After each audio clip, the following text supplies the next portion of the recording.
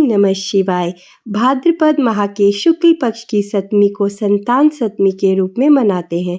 महिलाएं यह व्रत अपनी संतान की लंबी उम्र, अच्छा स्वास्थ्य और उज्जवल भविष्य के लिए करती हैं। और यह व्रत करने से जिन महिलाओं के संतान नहीं है वो पुत्र प्राप्ति के लिए यह व्रत करती हैं। आज के वीडियो में हम देखेंगे कि संतान सप्तमी व्रत कैसे किया जाता है, व्रत में क्या खाया जाता है, पूजा कैसे की जाती है।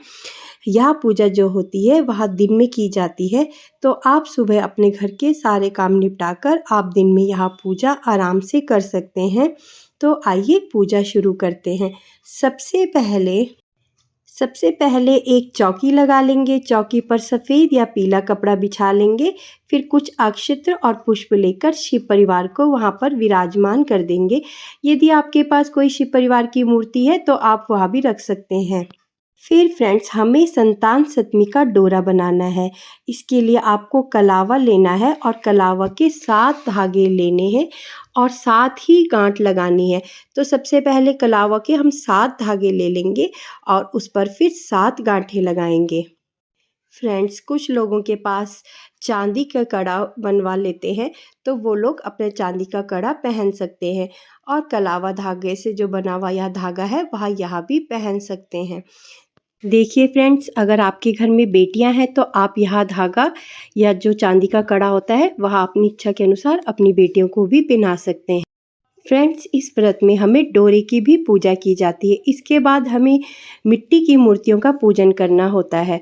तो आप शुद्ध मिट्टी लेकर गमले से मूर्ति बना सकते हैं। भगवान शिव शंकर, गणेश भगवान, माता पार्वती की मूर्तियां बनानी है। कोई विशेष आकृति देने की जरूरत नहीं है, बस हमें इन्हें पिंडी के रूप में बनाना है और इनका अभिषेक करना है। फिर एक घी का दीप प्रज्वलित करेंगे। फिर हाथ जोड़कर माता पार्वती और भगवान शिव शंकर से प्रार्थना करेंगे कि यह व्रत मैं अपने बच्चों के लिए कर रही हूँ, आप मेरा व्रत स्वीकार करना भगवान, बच्चों को लंबी आयु और सुख देना। फिर शिव परिवार को जल के छींटे देकर भाव रूप से स्नान करा देंगे। फिर जो हमने यहाँ पिंडियाँ बनाई हैं इनका अभिषेक करना है। सबसे पहले शुद्ध जल से गणेश भगवान जी का, शिव शंकर भगवान का और माता पार्वती का अभिषेक करेंगे। फिर गाय के कच्चे दूध से हम अभिषेक करेंगे। तो वैसे ही गणेश भगवान जी का, शिव भगवान का और माता पार्वती का हम अभिषेक करेंगे। इसके बाद हमने शुद्ध जल लेकर अभिषेक करना है। तो अभिषेक भी ऐसे ही करेंगे। अभिषेक करने के बाद हमें माता पार्वती को एक चुनरी उड़ा देनी है, या फिर आपके पास तो वस्त्र स्वरूपी कोई वस्त्र है तो वो चढ़ा देंगे, नहीं तो अगर कलावा है तो वह कलावा ही आप वस्त्र रूप में चढ़ा देंगे। फिर वस्त्र स्वरूपी कलावा हम इन पिंडियों में गणेश भगवान जी को, माता पार्वती को, गणेश भगवान जी को और शिव शंकर भगवान जी को भी समर्पित कर देंगे। फिर भगवान शिव शंकर को तिलक करेंगे। तो सबसे पहले हम उन्हें चंदन से तिलक कर लेंगे, क्योंकि उन्हें रोली से तिलक नहीं किया जाता। तो पहले हमने गणेश भगवान जी को तिलक कर लिया है, इसके बाद हमने भगवान शिव शंकर को करना है और उसके बाद जो हमारी जो फ़ोटो फ्रेम या जो मूर्ति है उस पर हमें तिलक करना है। इसके बाद हमें माता पार्वती को कुमकुम से और अक्षत से हम तिलक करेंगे। इसके बाद हम बेलपत्र समर्पित करेंगे। बेलपत्र आप 2, 5, 11 ले सकते हैं। इसके बाद हमें दुर्वा घास समर्पित करनी है, शिव परिवार में भी और यहाँ पिंडियों में भी।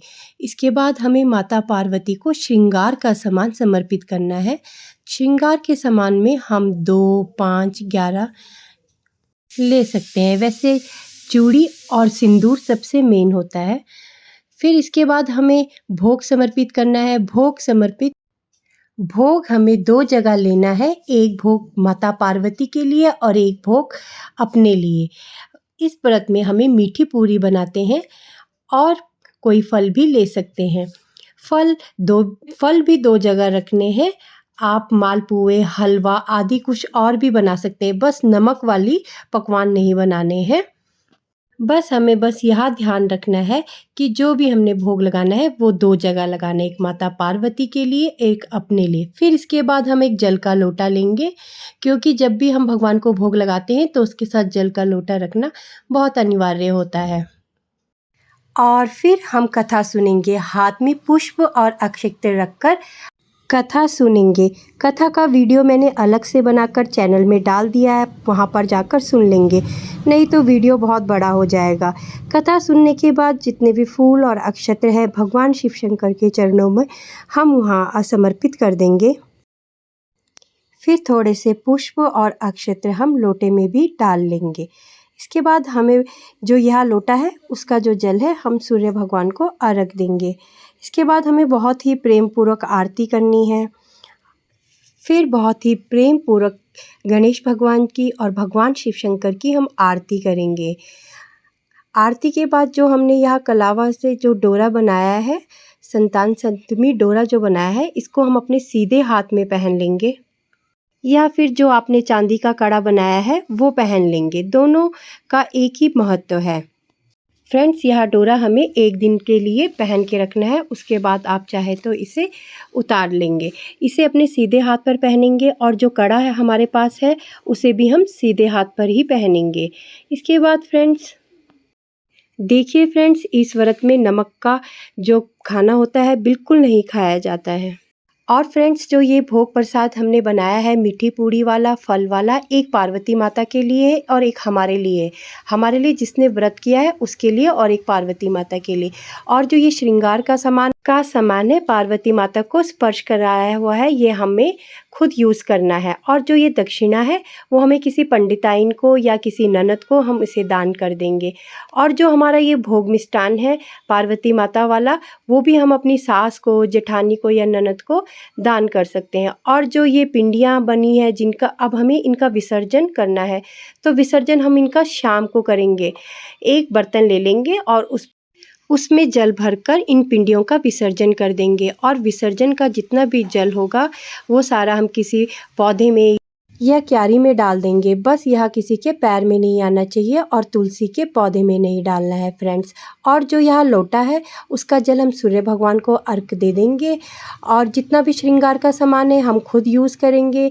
और जितना भी ये भोग पूड़ी वाला, मीठी पूड़ी वाला भोग है, उसमें जो पार्वती माता वाला है वह हम अपनी ननद को, सास को दे देंगे। और जो दूसरा हिस्सा है वह हम खाएंगे जिनका व्रत है। तो फ्रेंड्स, आशा करती हूँ कि आपको मेरा यह वीडियो पसंद आया होगा, तो आप इसे लाइक करिए, शेयर करिए और कमेंट करिए। राधे राधे।